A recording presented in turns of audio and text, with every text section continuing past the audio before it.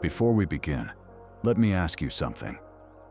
What would you do if a child you had never seen before walked up to you, looked you straight in the eyes, and called you Dad? If you enjoy emotional stories with unexpected twists, don't forget to like this video, subscribe to the channel, and stay until the very end. I promise this story will surprise you. My name is Ethan Carter, and until that Tuesday morning, I believed my life was completely under control. I was 38 years old, living in Chicago, and working as a senior architect for one of the city's largest construction companies. My days were predictable. Coffee at 7, office by 8, meetings until lunch, paperwork until evening. Some people called my life successful. I called it lonely. 5 years earlier, my wife, Melissa, had died in a car accident. We had dreamed of starting a family, but fate had other plans. Since then, I had buried myself in work, convincing everyone, including myself, that I was fine. The truth was different. Every evening I returned to an apartment that felt colder than the day before.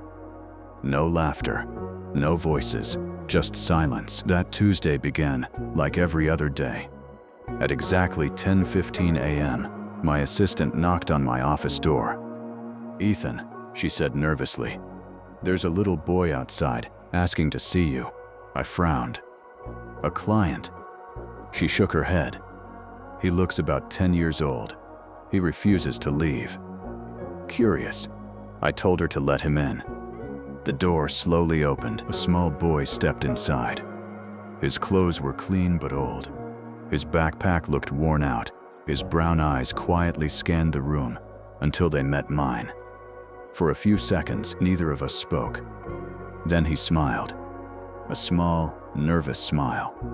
And in a soft voice, he said words that froze every drop of blood in my body.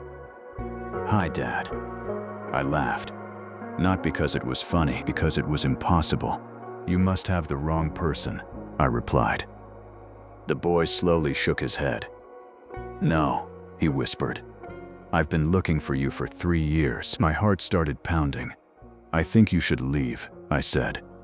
Instead of arguing, he reached into his backpack, pulled out an old photograph, and placed it on my desk. The moment I looked at it, the color disappeared from my face because standing next to that little boy was my late wife, Melissa. Ethan's hands began to shake as he stared at the photograph. It was impossible. Melissa was smiling in the picture, her arm wrapped around the little boy's shoulders. She looked happy, happier than Ethan had seen her in years. He slowly looked up. "Where did you get this?" The boy answered quietly. "My mom gave it to me." Ethan's voice cracked. "Your mother?" The boy nodded. "Her name was Melissa." The room fell silent. Ethan felt as if the walls were closing in around him. "That's impossible," he whispered. "Melissa was my wife." The boy looked confused. "She told me you were a good man." Ethan sat down, unable to stand. His mind raced with questions. Had Melissa hidden a child from him? Had she lied to him?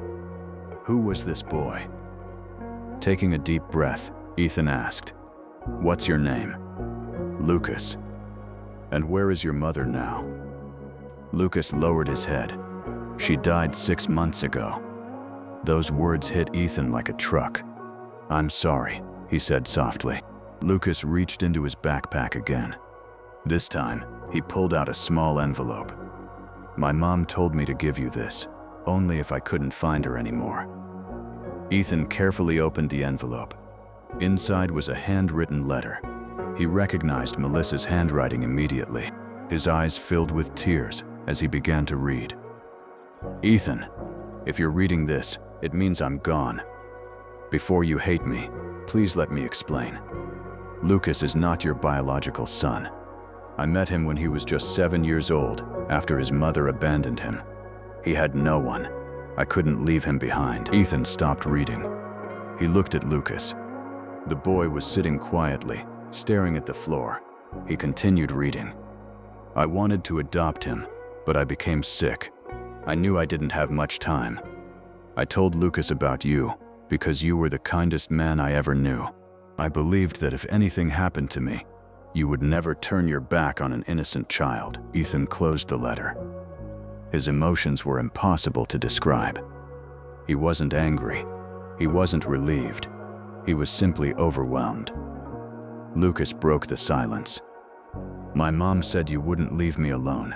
Ethan looked into the boy's hopeful eyes. Before he could answer, someone knocked hard on the office door. His assistant rushed inside, looking frightened. "Ethan, there's a man outside.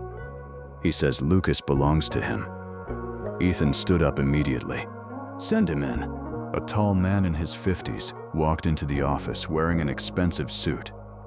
His expression was cold, and his eyes went straight to Lucas. "There you are," the man said.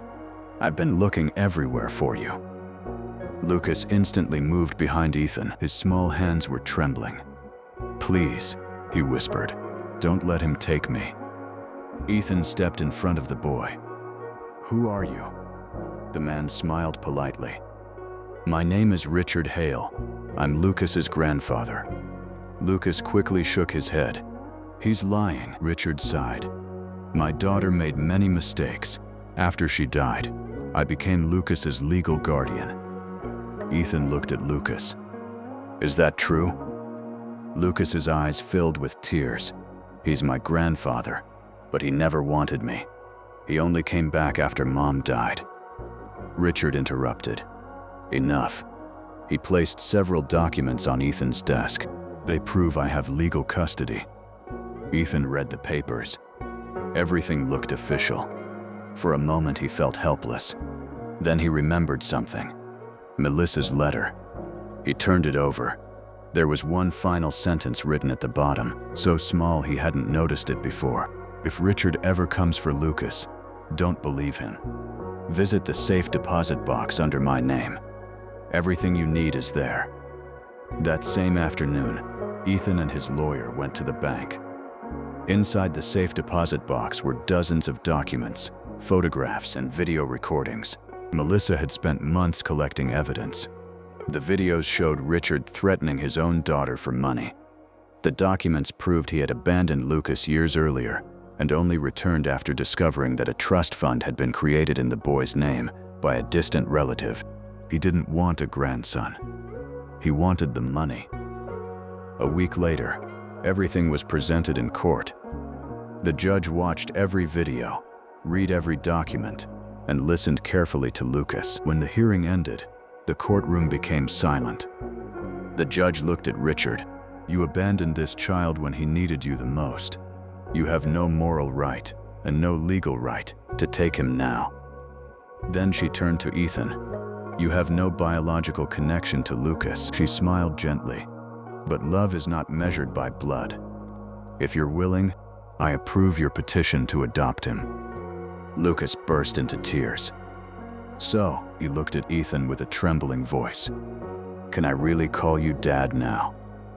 This time, Ethan didn't hesitate. He knelt down, wrapped his arms around the boy, and smiled through his tears. "Yes, son." For the first time in 5 years, the silence in Ethan's life was gone. His apartment was no longer empty. It was filled with laughter, homework on the kitchen table, weekend soccer games, and bedtime stories. Melissa had left him one final gift. Not money, not a secret, a family.